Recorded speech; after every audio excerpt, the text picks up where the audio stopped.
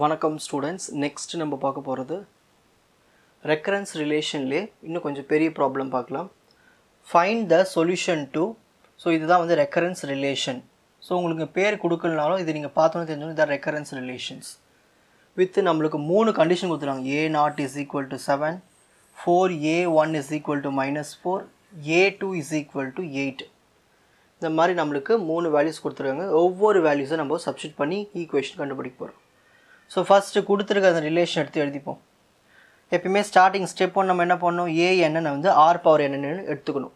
ஓகேங்களா? இப்போ அடுத்த ஸ்டெப்பில் பாருங்கள், இங்கே எங்கெல்லாம் ஏஎன் இருக்கோ அங்கெல்லாம் ஆர் பவர் என் போடணும். So R power N is equal to, அதான் step 2, R power N is equal to, இங்கே 2 இருக்குது. அப்போது இங்கே ஏஎன் -1 இருக்குது. அப்போ ஆர் பவரில் n-1 ப்ளஸ் 5 இன்ட்டு இங்கே ஏஎன்-2 இருக்குது. அப்போ ஆர் பவரில் n-2 -6.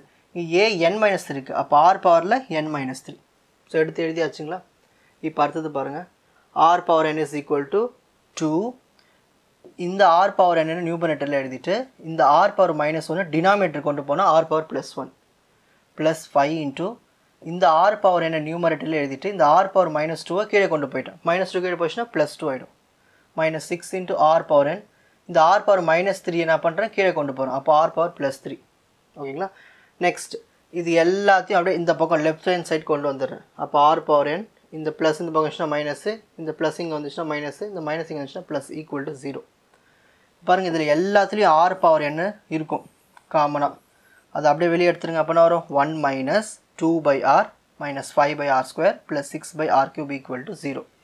இந்த ஆர் பவர் n இந்த 0 கூட போயிடுச்சுன்னா 0 ஆகிடும். இப்போ எனக்கு இதில் எது ஹையஸ்ட் பவர், ஆர் பவர் 3. இது எல்லாத்தையும் ஆர் பவர் 3 கொண்டு வர போகிறேன். இப்போ இங்கே எதுவுமே இல்லை. அப்போ மேலே ஆர் பவர் 3, கீழே ஆர் பவர் 3 மல்டிப்ளை பண்ணுறேன். இங்கே ஆர் இருக்குது. அப்போ r² மல்டிப்ளை பண்ணால் தான் இந்த ஆர் வந்து r³ ஆகும்.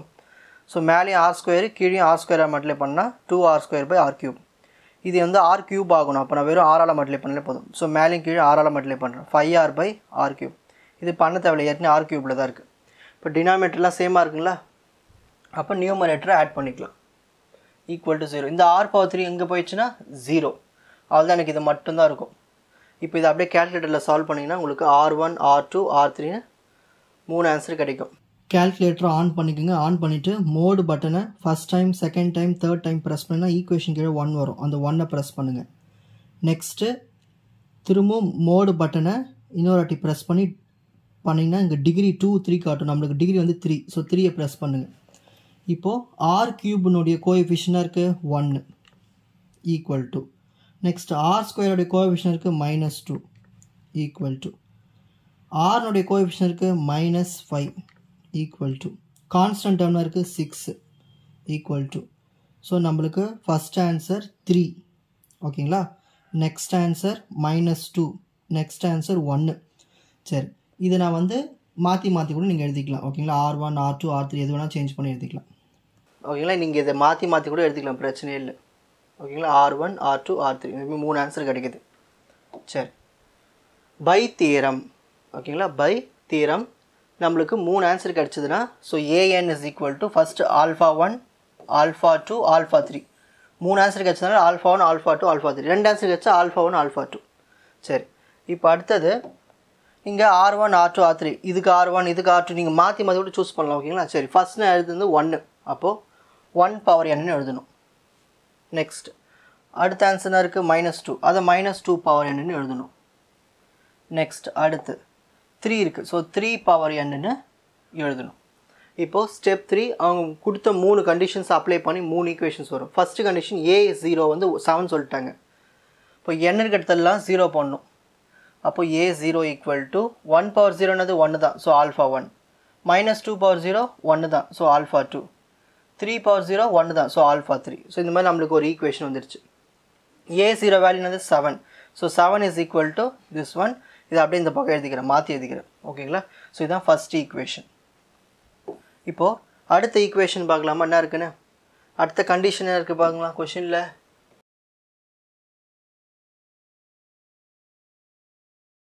இப்போது A1 இஸ் ஈக்குவல் டு -4ன்னு கொடுத்துருக்காங்க. இப்போ நம்ம n இடத்துல 1 பண்ணணும். So A1 α1 1 power 1 -2 power 1 3 power 1. So n இடத்துலலாம் 1 பண்ணணும். ஓகேங்களா. அப்போ a1 is equal to alpha 1, ஏன்னா 1 power 1 1 தானே, alpha 2 minus 2 power 1 minus 2, so minus 2 into alpha 2 minus 2 alpha 2, 3 power 1 3 தான், so 3 into alpha 3 3 alpha 3.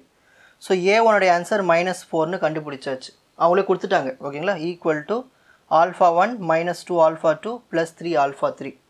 Next இது எடுத்து இங்கே எழுதிக்கிட்டேன், இது எடுத்து இங்கே எழுதிக்கிட்டேன், வேறு ஒன்றும் இல்லை. இதான் செகண்ட் ஈக்குவேஷன். இப்போது மூணாவது கண்டிஷன் அப்ளை பண்ண போகிறேன். மூணாவது கண்டிஷன் என்ன கொடுத்துருக்காங்கன்னா a2 is equal to 8ன்னு கொடுத்துருக்காங்க. ஓகேங்களா. அப்போது நான் எல்லாத்துக்கும் 2ன்னு அப்ளை பண்ணணும். So a2 is equal to alpha 1 1 power 2, alpha 2 minus 2 power 2, alpha 3 3 power 2. So n இருக்க இடத்துலலாம் 2 போட்டுடணும். ஸோ a2 வேல்யூ என்ன கொடுத்துருக்காங்க 8, 1 power 2னது 1, 1 into alpha 1 தான், minus 2 power 2 plus 4, so plus 4 into alpha 2 plus 4 alpha 2, 3 ஸ்கொயர்னது 9, so 9 into alpha 3 9 alpha 3. So இது எடுத்து இங்கே எழுதிக்கிட்டேன், இது எடுத்து இங்கே எழுதிட்டேன். So first equation, second equation, third equation, இது எல்லாத்தையும் கேல்குலேட்டரில் சால்வ் பண்ணால் நம்மளுக்கு இந்த ஆன்சர் கிடைக்கும். இப்போ 3 ஈக்குவேஷன்ஸை சால்வ் பண்ண போகிறோம். ஸோ கேல்குலேட்டரை ஆன் பண்ணிவிட்டு இப்போ என்ன பண்ணுன்னா மோடு பட்டனை ப்ரெஸ் பண்ணுங்கள். ப்ரெஸ் பண்ணிவிட்டு ஈக்குவேஷன் வரும் 1, அதை ப்ரெஸ் பண்ணுங்கள். அன்னோன்ஸ் நம்மளுக்கு 3 அன்னோன்ஸு, ஸோ 3 ப்ரெஸ் பண்ணு. இப்போது ஃபஸ்ட் ஈக்குவேஷன் எழுதலாம். ஃபஸ்ட் ஈக்குவேஷன் ஆல்ஃபாவோடைய கோஎஃபிஷியன்ட் இருக்குது 1 ஈக்குவல் டு, ஆல்ஃபா 2னுடைய கோஎஃபிஷியன்ட் 1 ஈக்குவல் டு, ஆல்ஃபா 3னுடைய coefficient 1 equal to, constant term 7 equal to. இப்போ செகண்ட் ஈக்குவேஷன் ஆல்ஃபாவோடைய கோஎஃபிஷியன்ட் 1 ஈக்குவல் டு, ஆல்ஃபா 2னுடைய கோஎஃபிஷியன்ட் -2 ஈக்குவல் டு, ஆல்ஃபா 3னுடைய coefficient 3 equal to, constant term -4 equal to. இப்போ மூணாவது equation alpha 1னுடைய coefficient என்ன வருது 1 ஈக்குவல் டு, ஆல்ஃபா 2னுடைய கோஎஃபிஷியன்ட் 4 ஈக்குவல் டு, ஆல்ஃபா 3னுடைய coefficient 9 equal to, constant term 8 equal to. நம்மளுக்கு ஆன்சர் வந்துச்சு பாருங்கள். ஸோ ஒரு ஆன்சர் 5 வருது, இன்னொரு ஆன்சர் 3 வருது, இன்னொரு ஆன்சர் -1 வருது. ஓகேங்களா. ஓகேங்களா.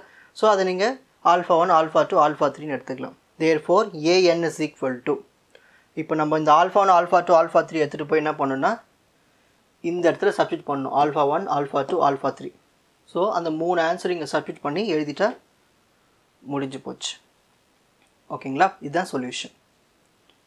உங்களுக்கு இந்த கண்டென்ட் ஈஸியாக புரிஞ்சிருக்கும்னு நினைக்கிறேன். வாட்ச் அதர் எபிசோட்ஸ் இன் த appropriate playlist. Fuji silver academy strength success clarity. வணக்கம்.